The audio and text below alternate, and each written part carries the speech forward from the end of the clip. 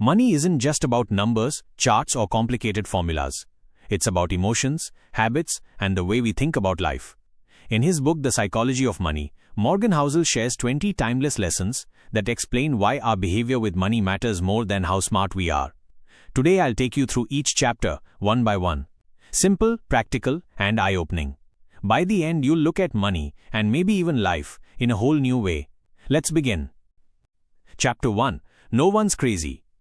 What looks foolish to one person makes perfect sense to another.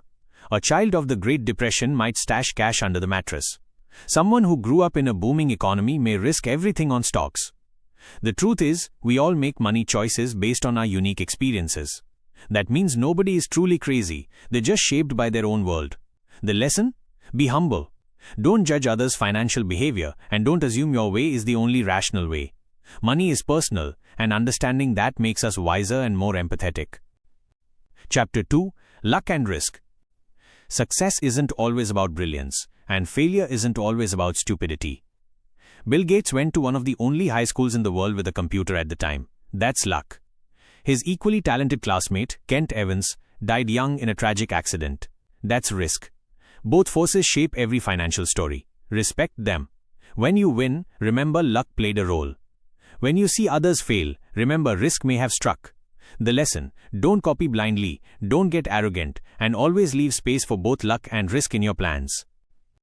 Chapter 3. Never Enough. Rajat Gupta, once a billionaire, risked everything for a little more. Bernie Madoff, who ran one of the biggest frauds in history, did the same. The disease of never enough destroys wealth and lives. Why? Because there's always someone richer. The rookie earning $500,000 envies the star athlete. The athlete envies the hedge fund manager. The ladder never ends. The lesson is simple. Define your enough. It doesn't mean giving up ambition.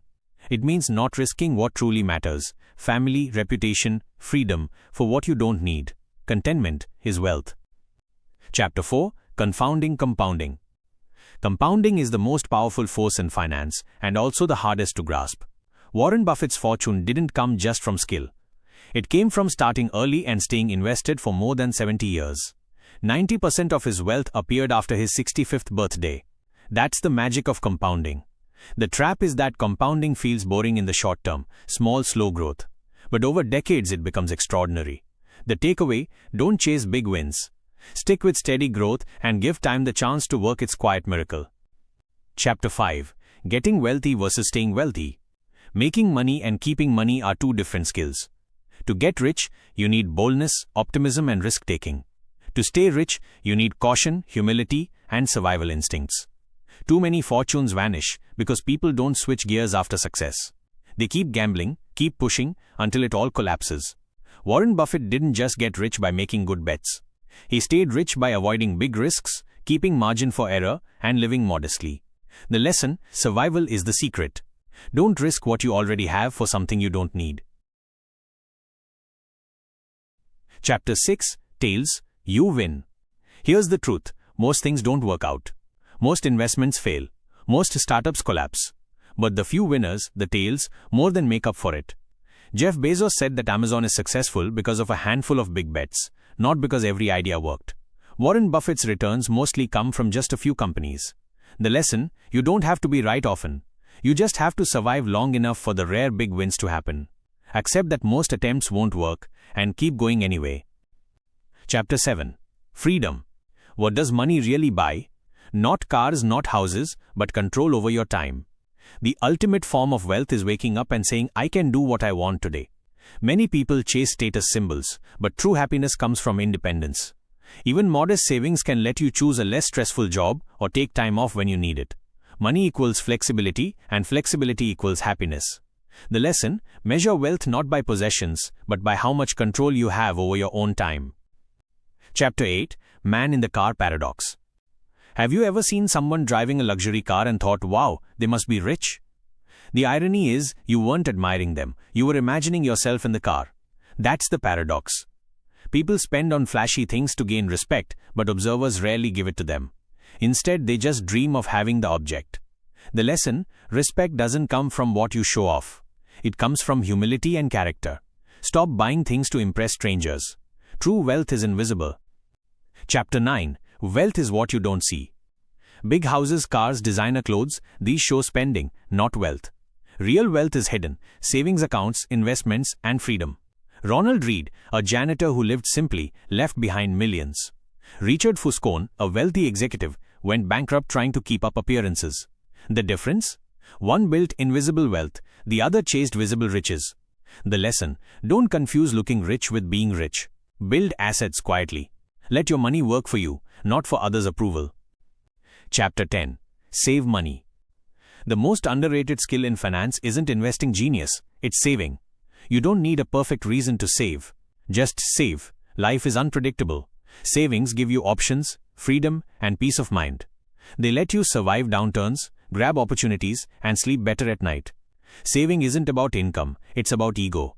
Can you resist spending to impress others? The less you care about showing off, the more you can save. And that's the foundation of real wealth. Chapter 11. Reasonable rational. Textbooks say we should be perfectly rational with money. But real people aren't robots. We're emotional, and that's okay. What matters is being reasonable, not perfect. Maybe you keep extra cash, even if it earns little, because it helps you sleep well. Maybe you pay off a mortgage early, not because it's the smartest math move, but because it feels safe. Reasonable decisions keep you invested for the long run. Rational ones, if they ignore emotions, may lead to panic and quitting. The best financial plan is the one you can actually stick to. Chapter 12. Surprise. History is a collection of surprises. The Great Depression, World War II, 9/11, the 2008 crash, the COVID pandemic, none were predicted with precision. The problem is, we plan for the future as if it will look like the past. But the next big shock is always different. The lesson: stop relying on forecasts. Instead, prepare for uncertainty. Build flexibility into your finances. Expect surprises. The winners aren't those who predict perfectly, but those who can survive being wrong. Chapter 13. Room for error. Benjamin Graham called it a margin of safety. Housel calls it room for error. Whatever the name, it means always leaving a buffer. Hold extra savings. Keep some slack. Assume things will go wrong. Because they will. Without margin, one bad shock can wipe you out. Room for error looks cautious during good times, but it's what keeps you alive during bad times. Remember, compounding only works if you can stay in the game. Play safe enough to keep playing. Chapter 14. You'll change. Think about your goals from 10 years ago. Chances are they've changed. Now think 10 years into the future. You'll probably change again. That's why locking yourself into extreme financial plans is risky. You may work hard to retire early, only to realize you enjoy working. Or spend heavily on things you later don't care about. The lesson: accept that your future self will be different. Build flexibility into your money life. Don't assume today's goals will last forever. Plan for change. Chapter 15. Nothing's free. In investing, everything has a price.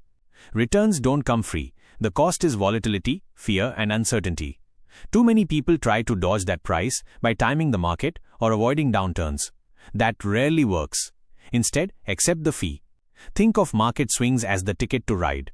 Just like you can't drive without paying for gas, you can't invest without paying in stress and patience. Once you see volatility as the cost of admission, it becomes easier to endure. Nothing is free. Chapter 16. You and me. Everyone is playing a different financial game. A retiree wants stability. A young investor may chase growth. A hedge fund plays quarterly results. An individual plays for decades. The problem comes when we copy each other without realizing we're in different games. Don't take advice blindly. Ask, what game am I playing? What's my time horizon? What's my risk level? The lesson: focus on your own goals, not others. Money is personal. Play your game. Chapter 17. The seduction of pessimism. Bad news grabs more attention than good news. Predictions of crashes and disasters sound smart, while optimism can sound naive. But over time, progress wins. Markets grow, economies rise, and innovation pushes forward. Pessimism feels safer, but it often costs you the long-term gains of optimism. The lesson: be rationally optimistic. Expect setbacks, but never lose faith in progress. That's how wealth is built. Chapter 18. When you'll believe anything. In uncertain times, people cling to stories that make them feel safe, even if those stories are false. Bubbles are built on comforting narratives. Crashes spread fear-based myths. We're wired for stories, not statistics, so we believe what feels good. The danger is acting on myths instead of facts. The lesson: beware of too neat financial stories.